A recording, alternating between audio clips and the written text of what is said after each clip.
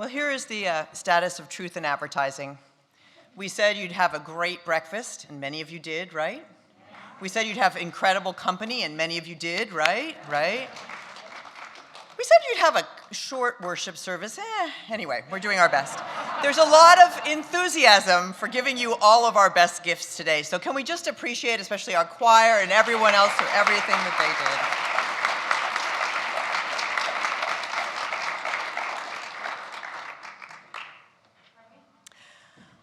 Last month, I spent some time doing something I never had an opportunity to do in my more than 30 years of visiting the Bay Area and 15 years of living here. I took a walking tour of the Golden Gate Bridge, and I'm indebted to the group's guide for all we learned in that 3 hours. The bridge, I learned, is the second best-known landmark in the world after the, any guess, Eiffel Tower. And what was impressive to me was that when the bridge was being constructed, those who had this idea had no idea how to make it a reality. It took a long time, almost 7 decades, from the first time someone had an idea, a lot of money, and quite a lot of failed efforts to have it happen before the most visited bridge in the world was built. Now, the idea of building a bridge emerged in the late 1800s when the automobile was invented. Until then, people were fine with taking a ferry from one side of the strait to the other, for that was as fast as the horse and carriage pace, which was the standard. Yet now they wanted or needed to move faster. Times were changing, and so were expectations.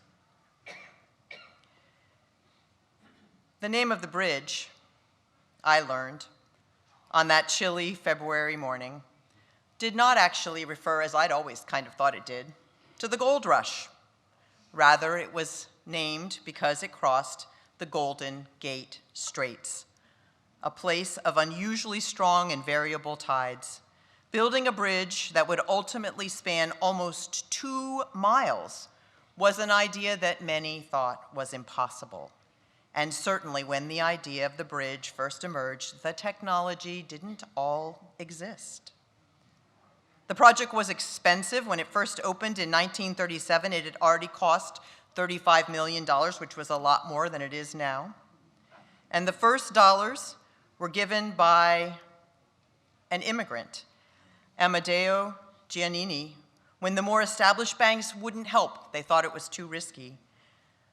The San Francisco-based Bank of Italy funded the first $500,000 worth of bonds. Oh, and by the way, Giannini was also one of the first to fund what most thought was a harebrained idea, supporting a business based on entertainment and fantasy, the idea of a man named Walt Disney.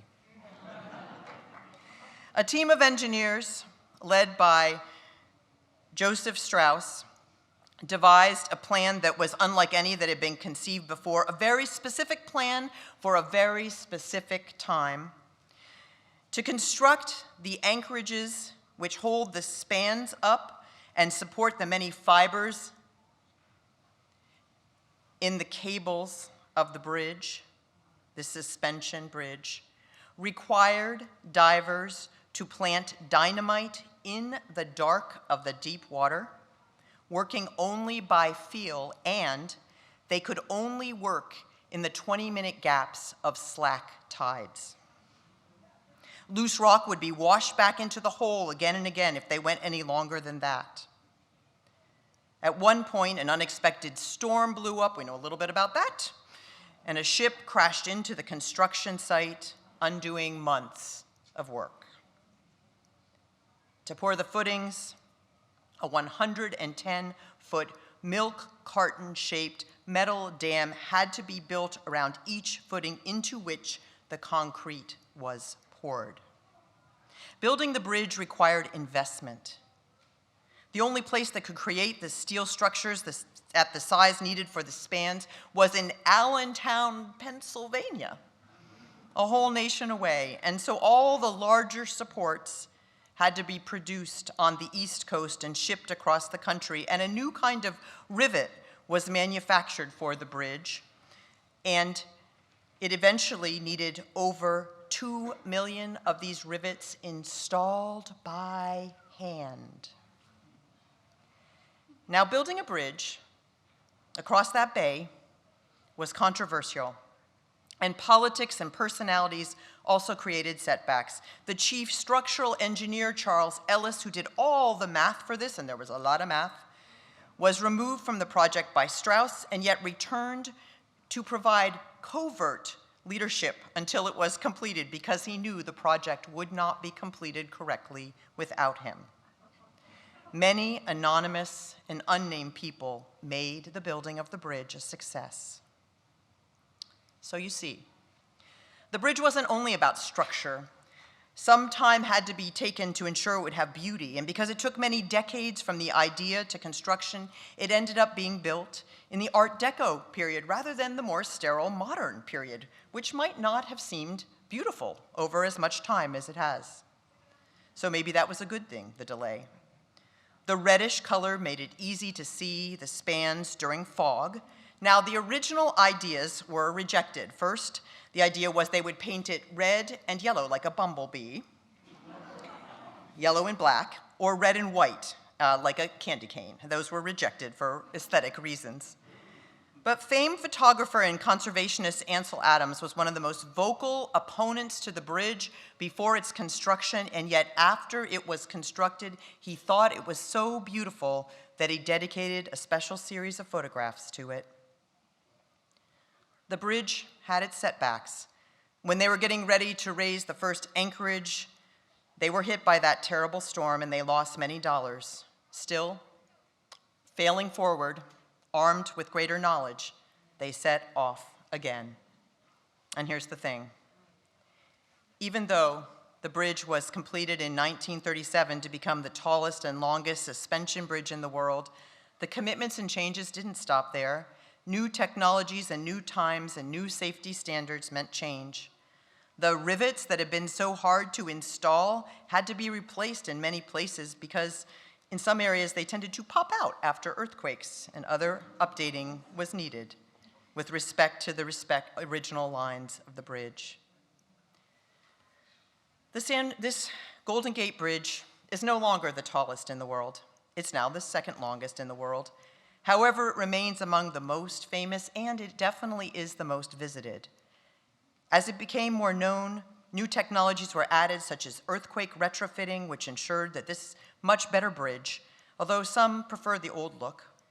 It's had its share of tragedies, including the loss of 11 lives in construction, and, as the current renovation efforts testify, the need to install anti-suicide systems. And yet it endures as a particular structure that continues to attract visitors from around the world. And our own bike group plans, I assume weather permitting, to ride across it next Wednesday. So see them if you're interested in doing that. Our congregation, it seems to me, is in its own way as amazing as the world's second most famous landmark. Coming out of the pandemic, we have taken our own losses, and yet we have regrouped and persisted, and we're setting a course with our strategic direction efforts. We're reconnecting and reimagining what we might be and allowing one another to fail forward when we need to, and to do so with a generosity of spirit that I find inspiring almost every day. We too have seen efforts that succeed where others sometimes fall short. We too have found places we've needed to learn from the things that didn't work as we keep trying to adjust to this ever-changing world. Sometimes we see a clash of ideas or ideologies or personalities, and yet, here we are in all the different ways that we are here, celebrating not only today our survival, but our thriving and our willingness to go forward in these next years. This congregation, in its 7 decades, is ever evolving because we're built not out of cables and rivets, but out of relationships.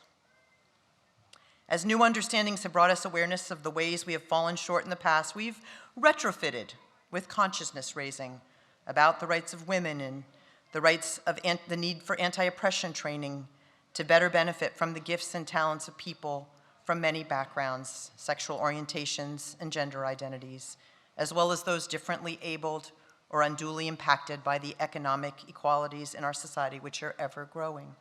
And we keep struggling to find new ways. We too have our amazing leaders. And I want to take a moment here and shout out to Doug Tamo, because if you enjoyed our breakfast, you should know that Doug personally came and took apart our sanitizer, which we cannot find a vendor to service, and fixed it so we could have our dishes done today.